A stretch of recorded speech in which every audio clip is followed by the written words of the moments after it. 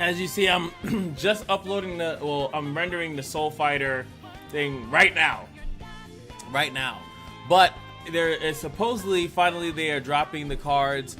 It looks like they're on Mastering Runeterra. Now, I want to just say this real quick, is that Mastering Runeterra is actually the site that spoiled the entire thing, spoiled the next champion for me. So I'm not going to be surprised of who it is, but I will be surprised of what it does, okay? Because... should I show it for like 2 seconds? This is for 2 seconds. Okay, boom, it doesn't have anything on it. Do you guys see what I see? Like how it shows this? This had spoilers on it. And I think that that's something, I'm just going to mention it myself, that they shouldn't do that. That this latest, because you can make decks with every single card that comes out, basically. So as soon as the new cards come out, you can make decks with it, which is cool and all, but what it happens is that when they put, I'm making sure it doesn't pop up, but when they put a card that's not released, you will see it here, and that's kind of the problem, and I think that they should have been a little bit more aware of that. But outside of that, let's go through the news cards. We got 1, 2, 3, 4, 5, and let's go, you know what, no, I want to go here. I want to go that and see that big thing, because I know on Twitter they put that big thing out there.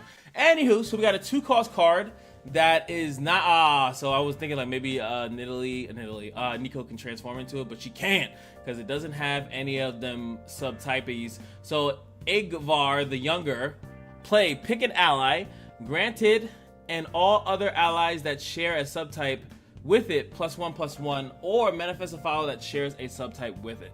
So grant it and all other allies that share a subtype with it. So this actually goes back to, at least, you know what, it was just a comment that I was saying, is that Nico, someone was saying that Nico is broken. I was like, I don't know. Nico seems, to me personally, like Nico looks like it would make better sense in an archetype that like you're spamming still the same thing.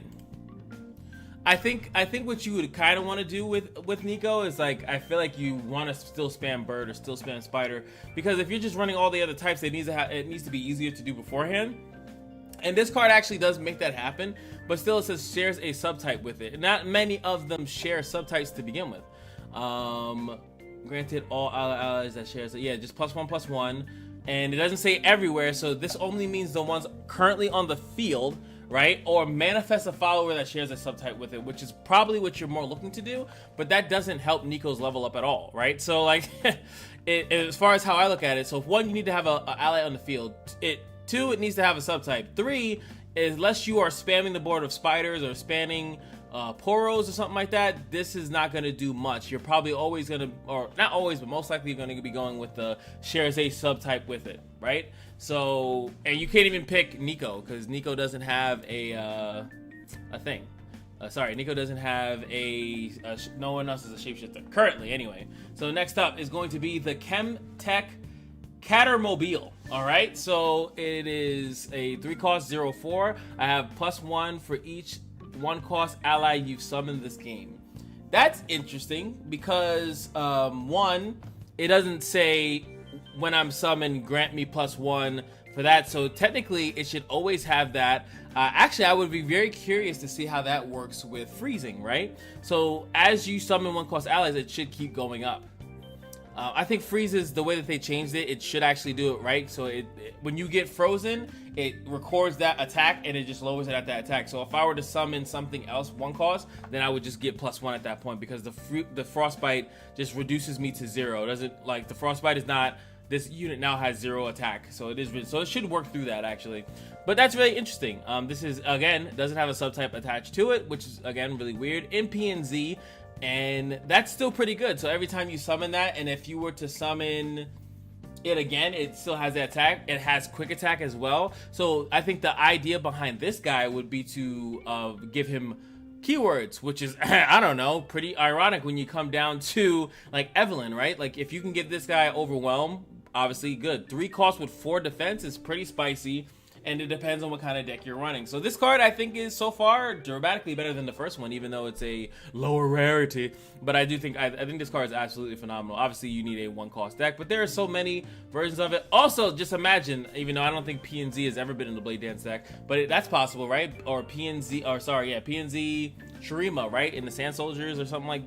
I'm just thinking of how funny it would be, right? Like, because all these 1-cost allies that keep getting summoned will then get this guy so much stronger, and especially later in the game, depending on how you build your deck, this guy is going to come out with a lot of attack. And if you're running vulnerables, if you're running like a one cost deck with Steam and stuff like that, Steam Evelyn, yeah, this Steam Evelyn, but like you're running the Evelyn and PNZ, which you guys have seen, I've done that a lot of times with Professor Von Yip, right? And you make your one cost stupidly strong, and then he gets stronger. Yeah. Especially because it doesn't say different. Yeah, this card's pretty good. Next up, Dragon, a 2-cost dragon. I feel like there's only one other low-cost dragon like that. 2-cost dragon. It has a tune as well. Dragon Prince Grinzo, 2/2.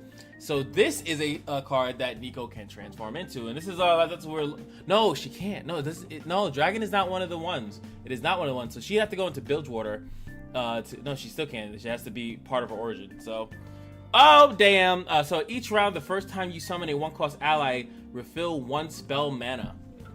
This is very... First of all, Dragon in Bilgewater is hilarious. Second of all, first time you summon a 1-cost ally. That's like such a weird... Bilgewater, I mean, that's good for it's like Reaver's Row, stuff like that. It's a card that's on the field, but the whole aspect of the Reaver's Row is very aggressive, and he's just sitting on the field. He's not getting boosted up because he's not 1-cost. So he's... doesn't really fit that aspect too much, but it's interesting. If you summon a 1-cost thing, you get 1 spell mana. I think it's an interesting card. I don't think it's that great, but it's an interesting card nonetheless. Dragon's in Bilgewater, but he's like a I don't know, what is it, a mafia dragon? I think you'd have to see the full art, I guess, to get that. Next up is the Temple 2 True Ice. I thought this was Rise when I thought it was Rise. Now Biggie size that I see, it's like a guy holding on. I honestly thought it was Rise. So it's a 3-cost Freljord. When you summon an ally, grow its health to equal its power. Now, that's just for fun, like, you know, just for fun, right? That'd be cool with this guy, right? So if this thing has a very high attack, right, its defense, its health would basically mirror it, right? There are a couple cards. I feel like it's not a Freljord issue, though. That's a weird thing to say, as like Freljord needs help with that. It obviously benefits cards that buff the hell out of themselves, but I feel like you're using this Freljord for the Freljord buffing deck, but you're more than likely trying to combine it with another region that has high attack and very low defense. I don't know, like Shurima or Noxus, with these things with super high attack. Like, let's just put it right in perspective. And it's funny because it fits into that deck, LeBlanc, Noxus, right? So if you were to summon LeBlanc, she is a 3-cost. And on turn 4, that's relatively on curve, because you don't play LeBlanc on 3 unless you have spell mana anyway. And why do you wait for spell mana? Because 9 times out of 10, you know they're going to just Mystic Shot her or something like that, right? But if you have this card, you play this on 3, and then you play LeBlanc on 4, which, like I said, you're usually playing LeBlanc if you're being responsible, which I never am, but I'm trying to talk to you guys as a responsible adult. If you're being responsible, you play her on turn 4 once you have enough mana and stuff like that. But now you don't have to bank as much mana because it's going to be really hard to remove a 5/5 that came for 3 costs, and you have 1 mana backup, which in that deck I think you're still running the Elixir of Iron or something like that, or, you know, Ranger's Resolve or whatever the hell. So interesting, very good card for the archetype, the Freljord Noxus deck. And a lot of the times, a lot of those units have very high attack and very low defense. So it's an awesome card. Now, if I'm going outside of that, still a phenomenal card. If anything is, like I said, super strong, low defense, yeah, that's pretty much what you're going to build with this deck. And it's only upon summon, so you can't do it like, it's not retroactive like the other card is. But still, again, I actually like this card. There's a lot of deck building you can build in. This is a card that you definitely have to go into the lab and start manipulating some numbers. I'm pretty sure that there's a card that some people are like thinking instantaneously, like, damn, what would be a good card? Like, I can't think of it too much in my head outside of like LeBlanc, Sivir, especially when certain units are leveled up. Then, you know, LeBlanc will become a 3-cost 6/6, you know, like disgusting stuff like that. When I'm summoned, yeah, I was even thinking about, are there any like boosting attacks outside of this one? And actually, going back to my Chemtoke bro, his attack, if it goes above 4, he's a 3-cost 5/5, right? If enough 1 cost to summon. Yeah, because you know that Freljord PNZ deck that's been destroying the ladder. It's just interesting, right? Even not LeBlanc, Udyr would also benefit this because he has TV. TV. Yeah, that's why you can't. But Udyr would do that, right? Because he gets a lot of boost from all the stances that are getting played, and then when you play him, he would then out of the hand. Obviously, you play him because you've been playing stances all game. He'll equal out, which would be a difference of 1. Sometimes I feel it's a win more, but I think early in the game it could help you out a lot. Next up, we have the snowy Razor Claw. This is a bird, right? So we're smacking this in our Nico deck, right? And it says overwhelm, plunder. Okay, we got some more, and Freya definitely needs some more plunder. So what are we doing with this? We got grow an ally stats to mine. Now it has overwhelm as well. This is and this is the green card, right? Actually, that's funny because I actually think that this card is beyond nice. First of all, let's just go with the statisticals, right? Plunder, very easy to trigger. Let's just say, let's spread it into Samara deck because she's the one that popularizes Plunder, right? You use Samara's Flare. She's already on the field. Okay, this is the easiest one. She's already on the field, right? Pop goes the Weasel. You hit the Nexus. You play Big Papa Pump here, and you make Samara 7/7, like, or any other thing that's on the field, right? You play a Big Daddy deck, right? This is grow, and it's not for the round, right? So let's say you play a Big Daddy deck. Let's say you do your attack, right? And then you do this, and then you have a 7/7 attack blocker with 7 defense, and you have another unit that just grew like that. Then let's add in more what could be happening. Let's say you're in, Freya, where it's already in, and you have some Revna buffs and stuff like that. Boom, another card.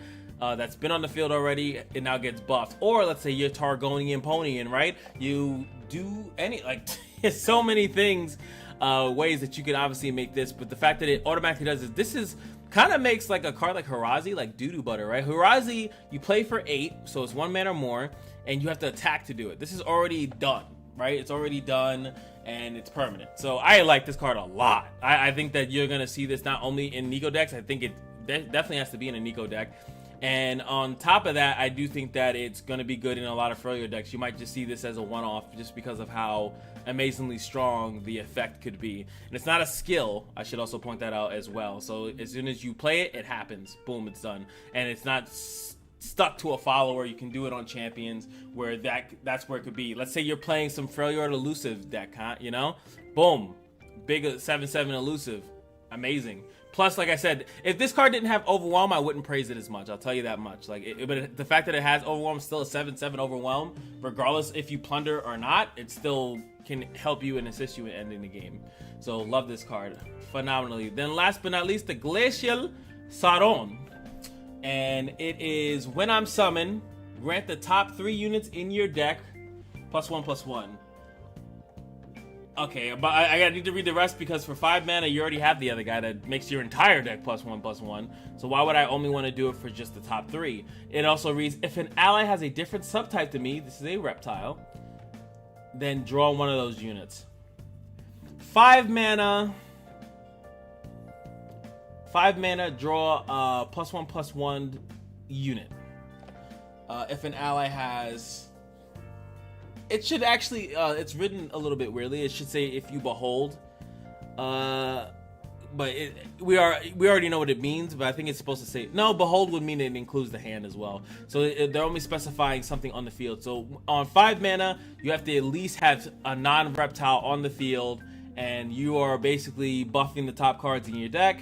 Plus doing that, I think that's okay. I think it's okay, decent card, really good.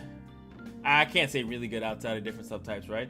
I think it's mostly made for the other deck because like you would rather just play Revna or just play the other guy, the Havrosian Guardian, whatever the hell his name is. You just kind of would rather play that, right? When you just they're a little bit more effective. Yeah, so decent card I think for specifically Nico, and I don't think that you'd see this anywhere else because unless you're running Poros. It could be Poros. It's literally any different, like any other subtype. So I don't think it's hard to do. So I do think that you can run this in more than just a Nico deck. But I do think that there might be your 5-drop. I don't know if you really want to contest with the 5-drop, but it's a 5/5/5. So 5/5/5 that still buffs a couple units in the deck, and you can draw one decent, I guess. So Temple of True Ice is good. I actually really like the Chemtake Catermobile.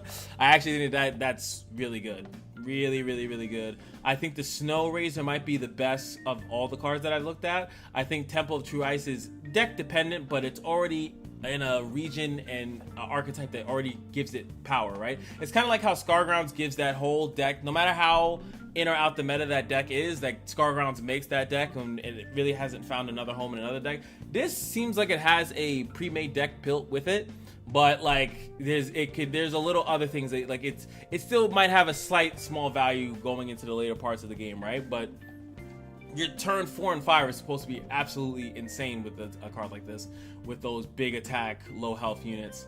And it's when you summon, so it could be like off of just throwing it out there, just, you know, off of a portal or something like that. Kind of nuts. This card was kind of booty cheeks, but it's okay. But booty cheeks. This card is decent, but again, I feel like you're going to be mostly using the Manifest a Follower. But let's say you are just going, like you said, screw Nico, we're going spiders, right? Like, we're going this, we're going that. That is a really good push. You can just pick an ally to 2 cost. It's not that much. A 2 cost card potentially giving +4 or +3, and I'm saying across, obviously, +1/+1 across most units. Still pretty good. Still pretty good. I think you can't really sleep on how strong that is, but I feel like 9 times out of 10 you're looking to manifest a follower that shares a subtype. And guess what? If it's a bird, you can get the Snow Eraser for free. For free, because it doesn't say like a certain cost or anything like that. So yeah, let's see the full. Yeah, okay, cool. Poro makes sense. I guess it does work in a Poro deck, but it's Bilgewater though. Like, the fact that it's like a Bilgewater card just makes it so weird to me. And oh, okay, this guy's much bigger than I thought. I like that. That's just a cool like animal design. And you're just cheeks. Anyway, hopefully you guys enjoyed the coverage. Tomorrow, I'm assuming we are getting the last champion, and I'm really interested to see how that champion is supposed to fit into everything, because that's where my big confusion. And then at that point, I'm opening Pandora's box. At that point, because a lot of the times what they do like the little small, you know, like they'll have a couple like 3, 4, 5 cards or something like that that are not in any of the reveals, but they still like are in the game, and everyone, like, they'll get the game and they'll be like, dude, I never saw this card. So at that point, we will go over any other card that has not been released. All bets are off, right? Because at that point, normally a lot of the times tomorrow they'll already have people having early access to the game, and I get screwed out as a content creator for Runeterra because I don't have early access to the game. So I gotta keep up, and plus we have so much other stuff to cover that's going on in League, TFT, and it's just so much. It's a good time to be a Riot fan. Anyway, that's gonna be it for me, and I'm out. Peace.